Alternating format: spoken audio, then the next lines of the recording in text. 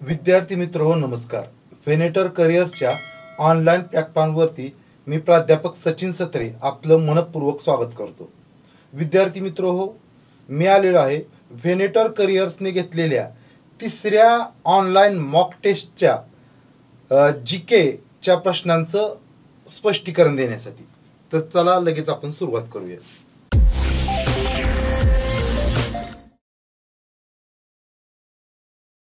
बघा, पहिला प्रश्न आहे, नैसर्गिक वायूचे सर्वात मोठे साठे टिंबटिंब येथे आढळतात.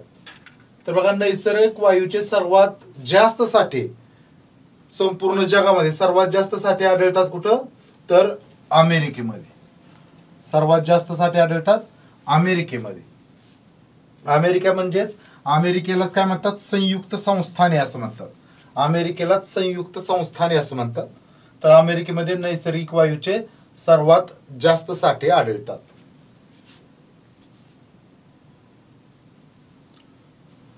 दुसरा प्रश्न आहे, वातावरणाच्या खालीलपैकी कोणत्या थरातून रेडिओ लहरी परावर्तित होतात?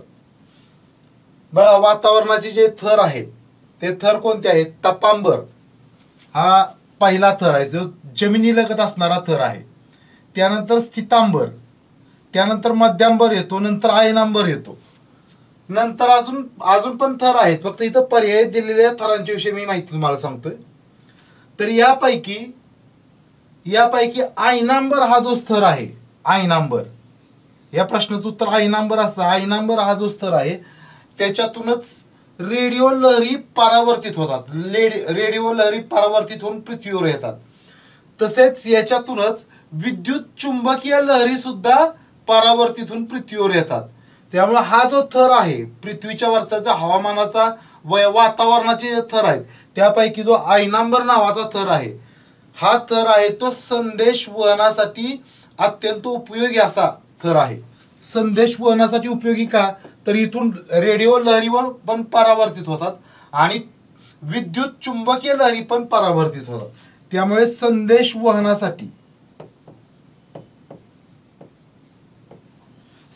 वहनासाठी हा थर महत्वाचा आहे. तपांबर हा जो स्तर आहे, तो पृथ्वीलगत आहे. आणि पृथ्वीवर जे वातावरणाचे वेगवेगळे आविष्कार दिसून येतात, म्हणजे ढग असेल, पाऊस असेल, विजा असतील किंवा हिमवृष्टी असेल, तर हे सगळे आविष्कार जे आहेत ते कुठं दिसतात? तपांबरामध्येच दिसून येतात. आणि हा जो दुसरा स्तर आहे स्थितांबर, हा तपांबरानंतर येणारा स्तर आहे स्थितांबर. या थरामध्ये मुख्यतः तुमच्या परीक्षेला जो प्रश्न येतो तो म्हणजे ओझोन वायूचा थर आहे, तो मुख्यतः या स्थितांबरामध्येच आहे. पृथ्वीवरील एकूण ओझोन पैकी 90% ओझोन या थरात सापडतो. 90%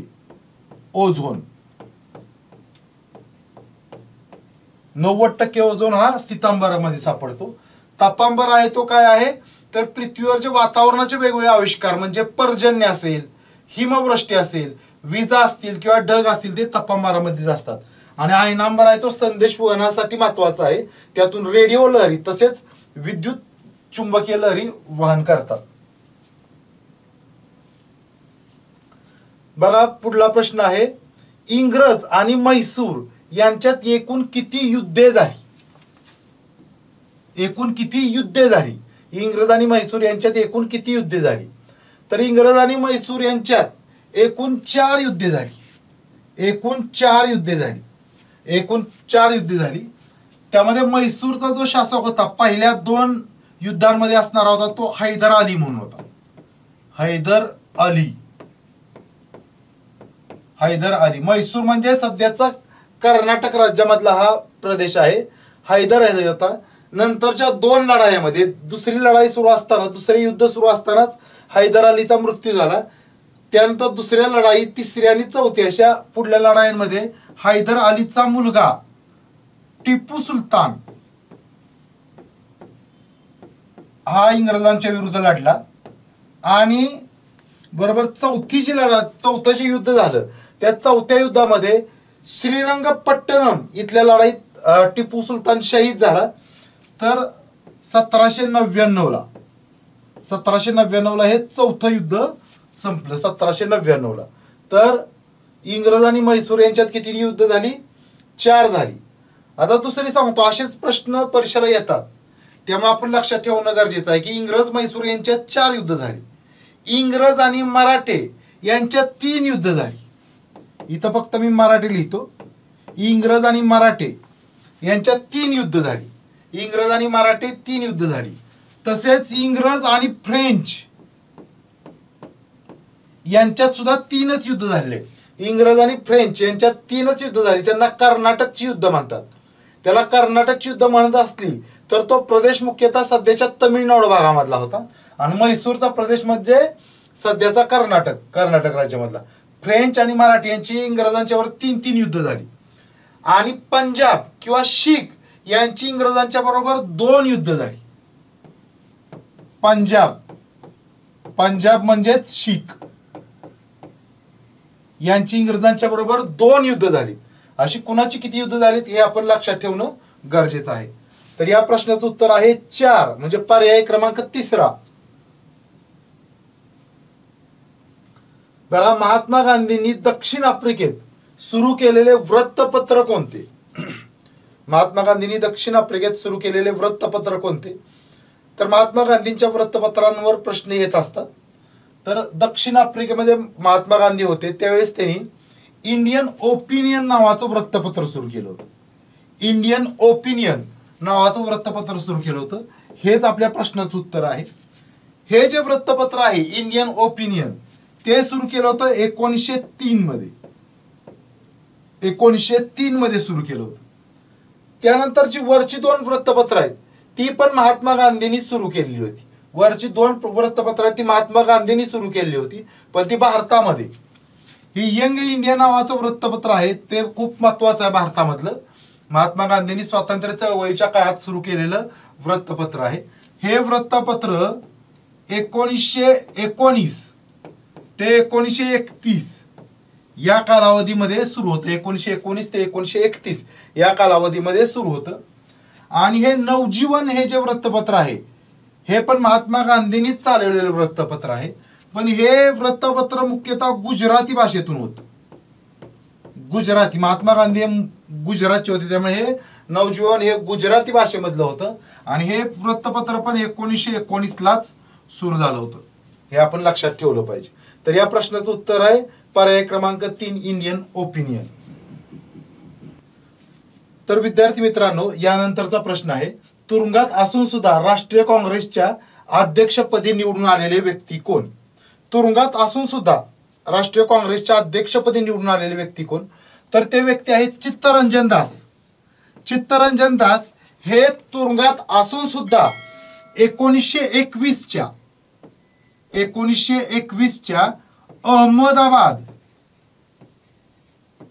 अहमदाबाद इथं असलेल्या, इथं जे काँग्रेसचं अधिवेशन झालं होतं त्या काँग्रेसच्या अधिवेशनाच्या अध्यक्षपदी निवडून आले होते. तुरुंगात असून सुद्धा चित्तरंजन दास हे 1921 मध्ये अहमदाबाद इथं झालेल्या काँग्रेसच्या अध्यक्षपदी निवडून आले होते. पण ते तुरुंगात असल्यामुळं त्यांना प्रत्यक्षात ते अध्यक्षस्थान भूषवता आलं नाही. त्यामुळं त्यांच्या चित्तरंजन दास यांच्याऐवजी तात्पुरते अध्यक्ष म्हणून किंवा हंगामी अध्यक्ष म्हणून हे जे अहमदाबादचं अधिवेशन झालं याचं अध्यक्षपद कोणी भूषवलं तर त्यांचं नाव आहे हकीम अजमल खान. हकीम अजमल खान. बघा, हकीम अजमल खान यांनी 1921च्या अहमदाबाद अधिवेशनाचं हंगामी अध्यक्षपद भूषवलं. कशामुळं तर चित्तरंजन दास त्यावेळेस तुरुंगात होते. त्यामुळं तुरुंगात असून सुद्धा ते या 1921च्या अहमदाबादच्या काँग्रेस अधिवेशनाच्या अध्यक्षपदी निवडून आले होते. आता यानंतरचा प्रश्न बघूया.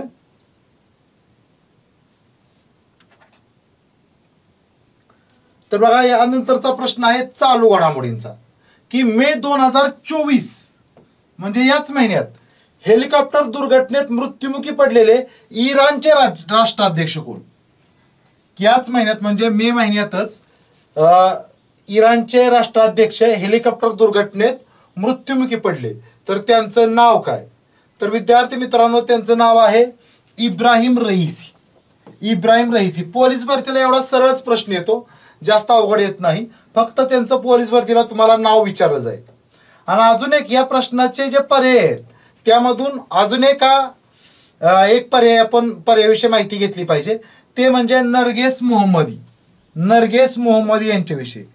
तर नरगेस मोहम्मदी या महिला आहेत आणि त्या इराणच्याच आहेत. इराणच्या एक मानवतावादी कार्यकर्ते आहेत. यांना 2023चा नोबेल पुरस्कार मिळालेला आहे. नोबेल तो कोणता? शांततेचा नोबेल पुरस्कार मिळालेला आहे. शांतता नोबेल कुणाला मिळाला आहे? 2023चा नरगेस मोहम्मदी. म्हणजे हा पण चालू घडामोडीमधलाच प्रश्न आहे. हे पण तुम्ही लक्षात ठेवणं गरजेचं आहे, कारण हा पण प्रश्न परीक्षेला येऊ शकतो. 2023चा शांततेचा नोबेल कुणाला मिळाला? नरगेस मोहम्मदी या इराणच्याच मानवतावादी कार्यकर्ते. आणि दुसरा इब्राहिम रईसी हे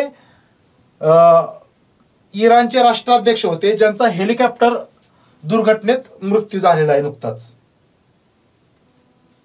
बघा आता पुढला प्रश्न आहे, पुणे जिल्ह्यातील कोणत्या तालुक्याचे नाव बदलून राजगड असे करण्यात आले? तर हे नाव जे एका तालुक्याचं नाव पुणे जिल्ह्यातल्या बदलून राजगड असं करण्यात आले ते 2024 मध्येच करण्यात आले. हा 2 मुद्द्यांवर प्रश्न येऊ शकतो. एक भूगोल मधला प्रश्न पण म्हणून पण येऊ शकतो आणि त्याचबरोबर चालू घडामोडी मधला प्रश्न पण येऊ शकतो. तर 2024 मध्ये वेल्हा हा जो तालुका आहे त्याचं नाव बदलून आता केलेलं आहे राजगड. वेल्हा असं आधी त्या तालुक्याचं नाव होतं, वेल्हा असं नाव होतं, त्याचं आता नवीन नाव झालेलं आहे राजगड. नवीन नाव झालेलं आहे राजगड. तर विद्यार्थी मित्रांनो, पुढे जाताना आपण पुणे जिल्ह्यातल्या या पण तालुक्यांची मुख्यालय बघूया. कारण हे सासवड हे काय एका तालुक्याचं मुख्यालय आहे. सासवड हे पण एका तालुक्याचं मुख्यालय आहे. तर ते कोणत्या तालुक्याचं मुख्यालय आहे? तर पुरंदर तालुक्याचं मुख्यालय आहे. सासवड हे पुरंदर तालुक्याचं मुख्यालय आहे. सासवड हे पुरंदर तालुक्याचं मुख्यालय आहे. तर आंबेगाव हे एका तालुक्याचं नाव आहे, पण आंबेगाव किंवा त्या तालुक्याचं, आंबेगाव हा तालुका आहे पुण्यात, पण आंबेगाव तालुक्याचं मुख्यालय आंबेगाव नाही.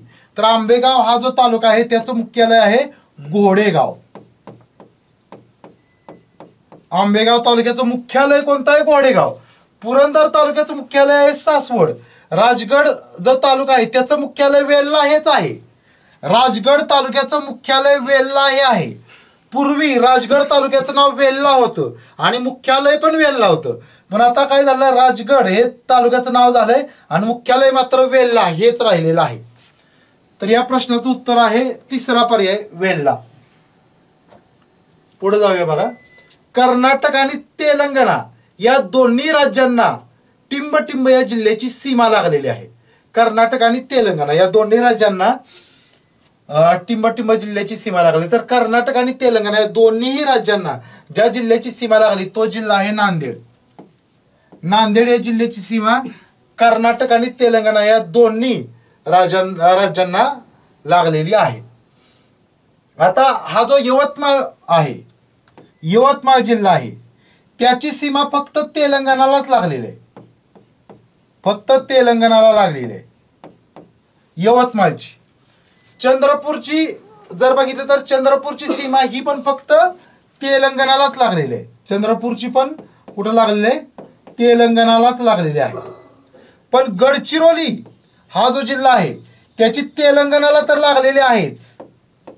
तेलंगणाला सीमा लागलेली आहे गडचिरोलीची. प्लस छत्तीसगडला पण सीमा लागलेली आहे. तेलंगणा आणि छत्तीसगड अशा 2 राज्यांना सीमा लागलेली आहे. कशाची? गडचिरोली या जिल्ह्याची. चंद्रपूरची फक्त तेलंगणा या राज्याला लागले, यवतमाळची तेलंगणा राज्याला, आणि नांदेडची लागले तेलंगणा आणि कर्नाटक. तेलंगणा आणि कर्नाटक. तर हे मुद्दे लक्षात ठेवा. या प्रश्नाचं उत्तर आहे नांदेड, पहिला पर्याय. त्यानंतरचा प्रश्न आहे, महाराष्ट्राचे भरतपूर म्हणून खालीलपैकी कोणते अभयारण्य ओळखले जाते? महाराष्ट्राचे भरतपूर.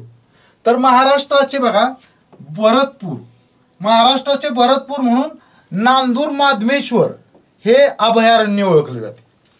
तर नांदूर माधमेश्वरला काय म्हणतात? महाराष्ट्राचे भरतपूर. आता महाराष्ट्राचे भरतपूरच का? तर भरतपूर नावाचं एक पक्षी अभयारण्य, भरतपूर नावाचं पक्षी अभयारण्य आहे राजस्थानमध्ये. भरतपूर नावाचं पक्षी अभयारण्य आहे राजस्थानमध्ये. तिथं पक्ष्यांची विविधता आढळते.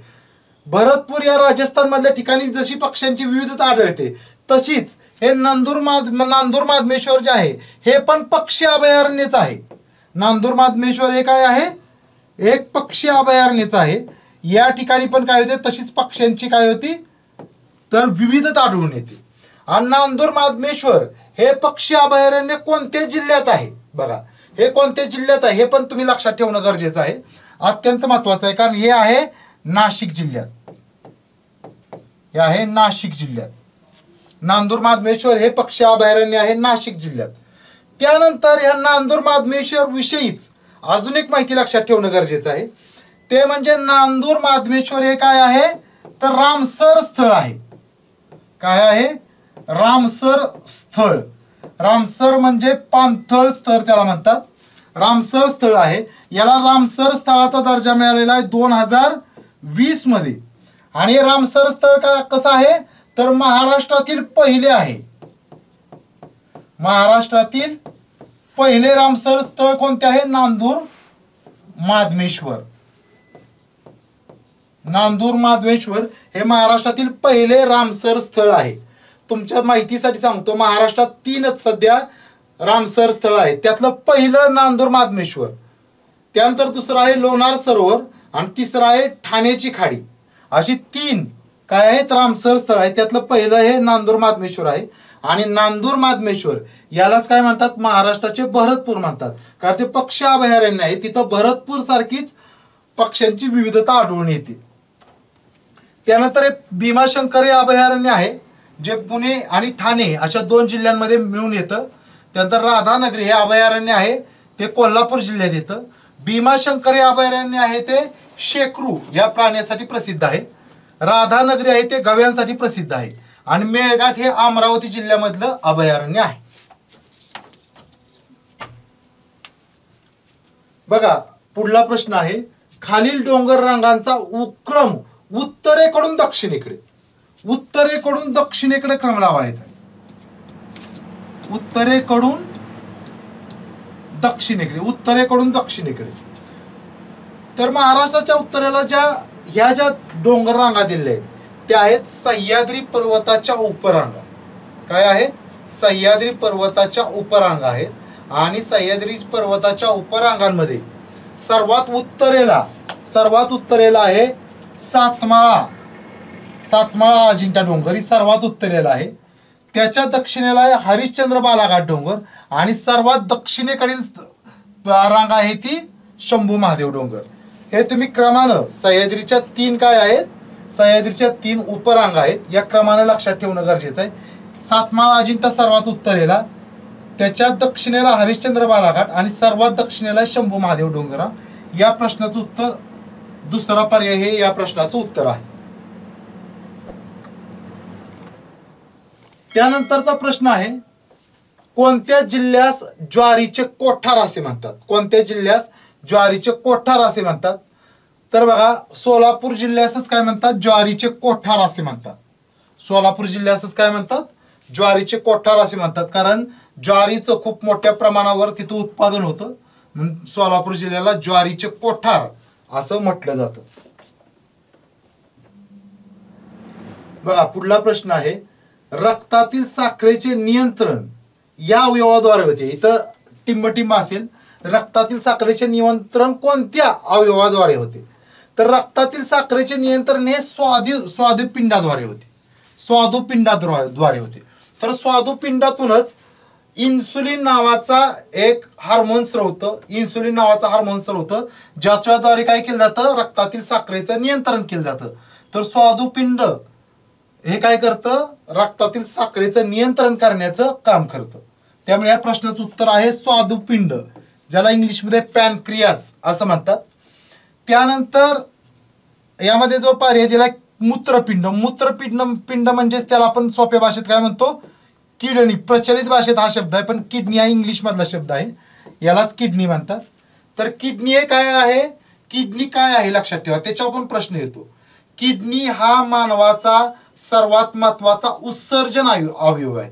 उत्सर्जन म्हणजे शरीरातील टाकाऊ पदार्थ बाहेर टाकण्याचा एक महत्वाचा अवयव आहे किडनी किंवा मूत्रपिंड. तिथं काय केलं जातं, मूत्र तयार केलं जातं किडनीमध्ये. आणि यकृत हा काय आहे तर मानवी शरीरातील सर्वात मोठी ग्रंथी. यकृतची ओळख काय आहे, परीक्षेला याचाच प्रश्न येतो की मानवी शरीरातील सर्वात मोठी ग्रंथी कोणती. तर मानवी शरीरातील सर्वात मोठी ग्रंथी कोणती, यकृत ही मानवी शरीरातील सर्वात मोठी ग्रंथी आहे. बघा पुढला प्रश्न आहे, एखादा माणूस पृथ्वीवरून चंद्रावर गेल्यास काय होईल. तर एखादा माणूस पृथ्वीवरून चंद्रावर गेल्यास त्याचं वस्तुमान बदलणार नाही. वस्तुमान हे किलोग्रॅम मध्येच मोजलं जातं आणि वजन पण किलोग्रॅम मध्ये मोजलं जातं. पण वस्तुमान हे कोणत्याही व्यक्तीचं किंवा कोणत्याही वस्तूचं हे कोणत्याही ठिकाणी कायम तेच असतं. पण वजन बदलत असतं.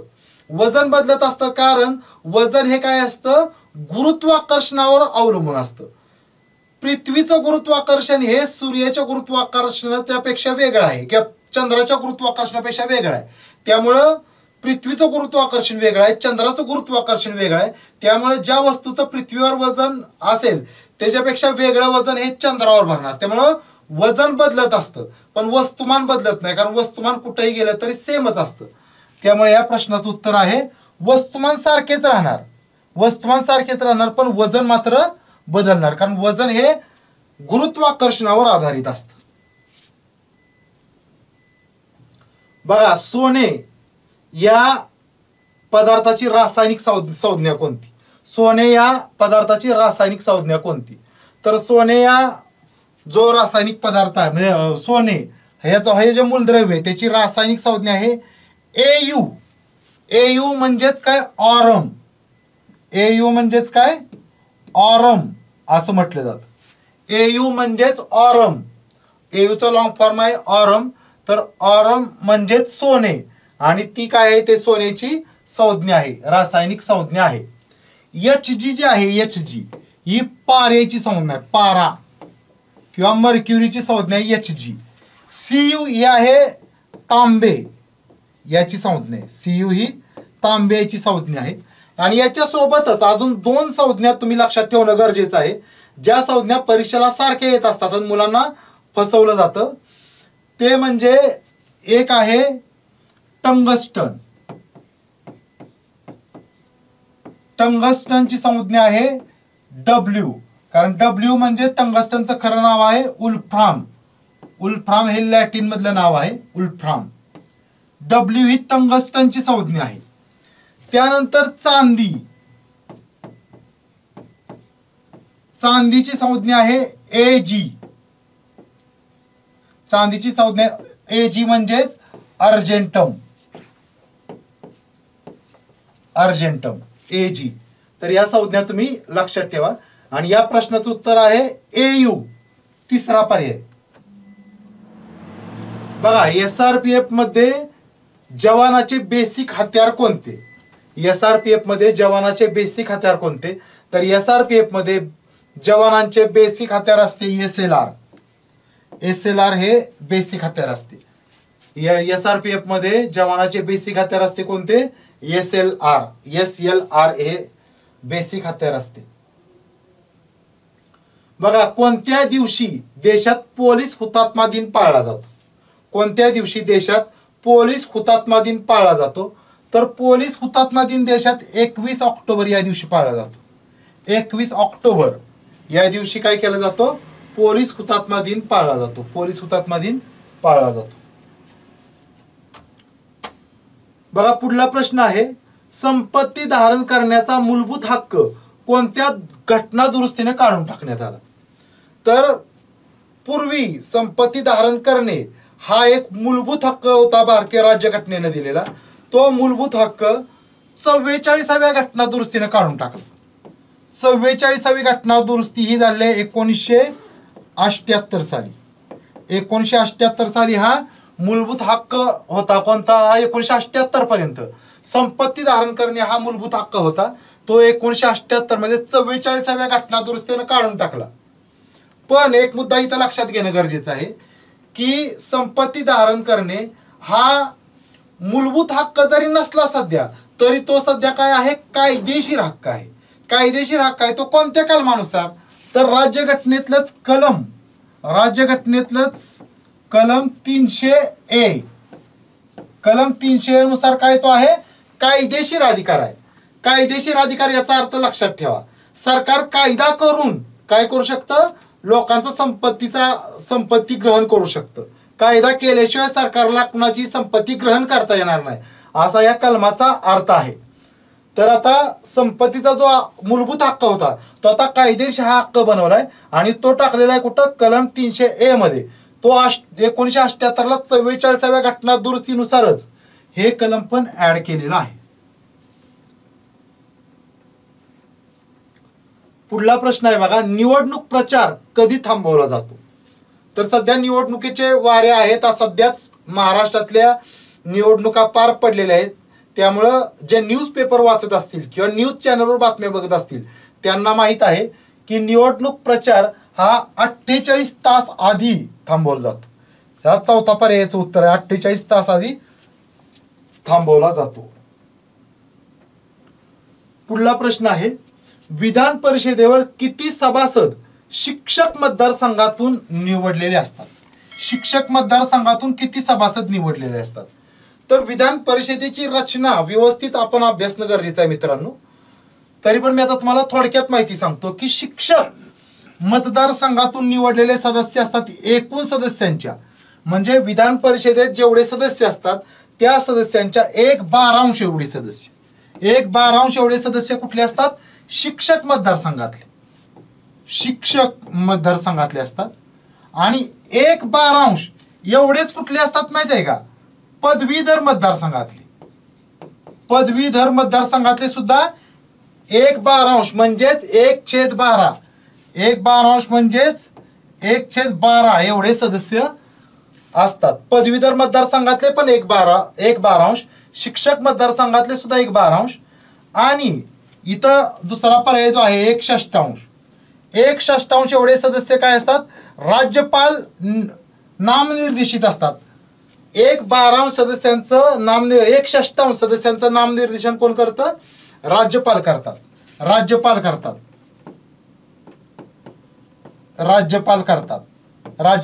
आणि महाराष्ट्रात असे किती सदस्य आहेत, तर 12 सदस्य असतात. महाराष्ट्रात 12 सदस्यांचं नामनिर्देशन कोण करतं, राज्यपाल करतं.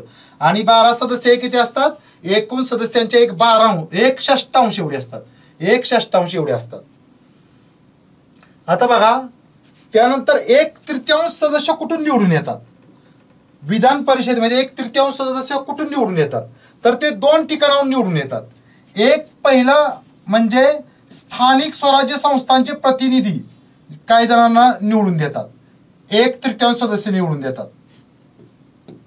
स्थानिक स्वराज्य संस्थांचे प्रतिनिधी असतात ते 1/3 सदस्य विधान परिषदेवर निवडून देतात. आणि दुसरे विधानसभेचे सदस्य जे असतात ते काय करतात, विधानसभेचे सदस्य हे 1/3 सदस्य काय करतात, विधान परिषदेवर निवडून देतात. तर एवढी माहिती तुम्ही लक्षात ठेवणं गरजेचं आहे. जाऊया पुढल्या प्रश्नाकडे. पुढला प्रश्न आहे, अशोक स्तंभ खालीलपैकी कोणत्या ठिकाणी आहे. तर अशोक स्तंभ हा सारनाथ इथं आहे. सारनाथ या ठिकाणी उत्तर प्रदेशमध्ये अशोक स्तंभ कुठं आहे, सारनाथ या ठिकाणी उत्तर प्रदेशमध्ये. तर बघा, सारनाथ याचं खूप महत्व आहे आपल्या भारताचा विचार करता, कारण सारनाथ येथील जो अशोक स्तंभ आहे या अशोक स्तंभावरूनच आपण आपल्या भारताचं बोधचिन्ह घेतलेलं आहे. बोधचिन्ह म्हणजेच राजमुद्रा घेतलेली आहे. बोधचिन्ह म्हणजेच काय घेतलेलं आहे, तर राजमुद्रा घेतलेली आहे. म्हणजे काय, तर तुम्ही ज्या नोटा तुमच्याकडे असतात, नोटा किंवा नाणी, याच्यावर जे तुम्हाला 3 सिंह असलेलं जे चित्र दिसतं ते चित्र म्हणजेच काय, आपल्या भारताची राजमुद्रा आहे. तेच भारताचं बोधचिन्ह आहे. तेच आपण कुठून घेतलंय, सारनाथ इथल्या अशोक स्तंभावरून घेतलेलं आहे. पण त्याच्यामध्ये 3 सिंह आपल्याला जर दिसत असले तरी प्रत्यक्षात सारनाथ या ठिकाणी 4 सिंह आहेत, हे लक्षात ठेवा. त्यानंतर सांची इथला एक स्तूप, बौद्ध स्तूप प्रसिद्ध आहे. सांची हे ठिकाण आहे मध्य प्रदेशमध्ये. हे पण लक्षात ठेवा, सांची हे ठिकाण आहे मध्य प्रदेशमध्ये. इथला बौद्ध स्तूप प्रसिद्ध आहे.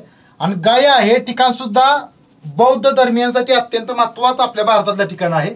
गया हे ठिकाण आहे बिहार या राज्यात. बिहार या राज्यात. आणि अयोध्या जिथं आता राम मंदिर बांधले जाते ते ठिकाण आहे उत्तर प्रदेश या राज्यात. पुढला प्रश्न अत्यंत सोपा आहे. भारतीय नौदलाचे जनक असे कोणाला संबोधले जाते?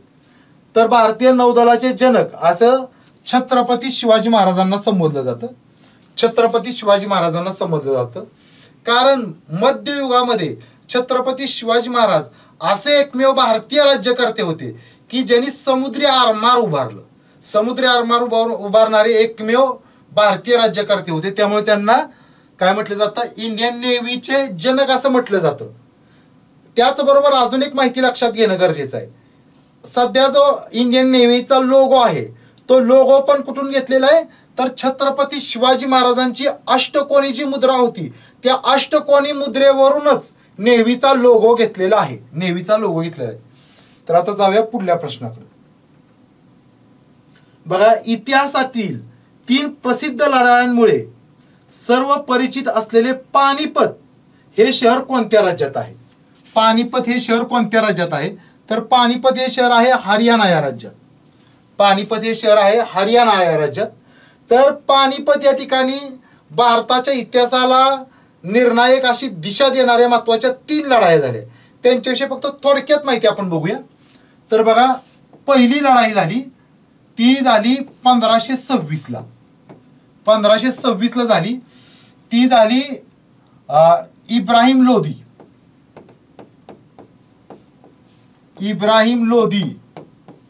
आणि बाबर यांच्यात. आणि तो बाबरचा विजय झाला आणि मुघल साम्राज्याची दिल्लीमध्ये स्थापना झाली. दुसरा झालं ते 1556 ला झालेलं आहे. दुसरं पानिपतचं युद्ध झालेलं आहे 1556 ला. ते झालेलं आहे हेमू हा तात्पुरता दिल्लीचा बादशाह बनलेला होता आणि अकबर बादशाह यांच्यात झालं. यात अकबराचा विजय झालेला आहे. आणि तिसरं झालेलं आहे ते 1761 ला झालं. ते सदाशिव भाऊ म्हणजे मराठे विरुद्ध अफगाण असं झालेलं आहे. पण तेच मराठ्यांचे नेते होते पेशव्यांचे बंधू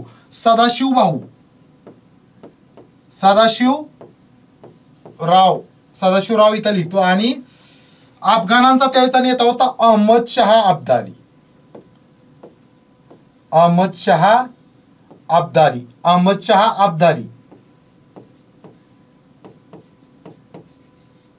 याच्यामध्ये अहमद शहा अब्दालीचाच काय झालेला आहे? विजय झालेला आहे. अहमद शहा अब्दालीचा विजय झालेला आहे. आणि इथं फक्त एक गोष्ट लक्षात ठेवा, कारण ही महाराष्ट्राशी संबंधित घटना आहे. तिसरी पानिपतची लढाई, कारण त्यात मराठ्यांचा खूप मोठा पराभव झाला. त्यामुळे इथं एक फक्त मुद्दा लक्षात ठेवा, ही जी तिसरी लढाई आहे ती 14 जानेवारी 1761 ला झाली. त्या दिवशी संक्रांत हा दिवस होता. त्यामुळेच एखादं मोठं जर संकट आलं तर आपल्याकडे काय म्हणतात? संक्रांत कोसळणे असं म्हणतात. तर संक्रांतीच्या दिवशी 14 जानेवारी 1761 या दिवशी तिसरी पानिपतची लढाई झाली. ही तारीख सारखी परीक्षेला येत असते, त्यामुळे मी तुम्हाला दिलेली आहे. बघा, 18व्या लोकसभेसाठी ज्या निवडणुका पार पडल्या त्यामध्ये महाराष्ट्रात त्या किती टप्प्यांमध्ये पार पडल्या? तर बघा, महाराष्ट्रात या निवडणुका पार पडलेल्या आहेत 5 टप्प्यांमध्ये. महाराष्ट्रात किती टप्प्यांमध्ये? 5 टप्प्यांमध्ये निवडणुका पार पडलेल्या आहेत. आणि भारतात किती टप्पे आहेत? भारतात आहेत 7 टप्पे. भारतात या निवडणुकांचे टप्पे आहेत 7. हे दोन्हीवर सोपे प्रश्न आहेत, पण असाच तुम्हाला प्रश्न येणार की आता ज्या लोकसभेच्या निवडणुका पार पडल्या त्या भारतात किती टप्प्यांमध्ये पार पडल्या? तर भारतात 7 टप्प्यांमध्ये पार पडल्या. आणि महाराष्ट्रात किती टप्प्यात पार पडल्या? तर त्या 5 टप्प्यांमध्ये पार पडल्या. त्यानंतरचा प्रश्न आहे, T20 क्रिकेटमध्ये 500 षटकार म्हणजे 500 सिक्स मारणारा भारतातील पहिला खेळाडू कोण? हे आत्ताच या IPL मध्ये घडलेली घडामोड आहे, त्यामुळे अनेकांना माहित असेल, चर्चेतलाच मुद्दा आहे. याचं उत्तर आहे रोहित रोहित शर्मानं हा पराक्रम केलेला आहे. T20 क्रिकेटमध्ये 500 षटकार मारण्याचा किंवा 500 सिक्सर मारण्याचा पराक्रम रोहित शर्मानं केलेला आहे. बघा शेवटचा प्रश्न आहे, संयुक्त राष्ट्र संघाने कोणत्या वर्ष हिमनद्या संरक्षण वर्ष म्हणून घोषित केलेलं आहे. संयुक्त राष्ट्रानं जर कोणतं वर्ष घोषित केलं तर त्याच्यावर प्रश्न येण्याची शक्यता जास्त असते. त्यामुळे चालू घडामोडी अंतर्गत हा प्रश्न विचारलेला आहे. तर संयुक्त राष्ट्र संघानं 2025 हे वर्ष काय घोषित केलेलं आहे, हिमनद्या संरक्षण वर्ष, हिमनद्या संरक्षण वर्ष म्हणून घोषित केलेलं आहे. तर अशा पद्धतीनं आपल्या जीकेच्या प्रश्नांचं स्पष्टीकरण इथं संपलेलं आहे.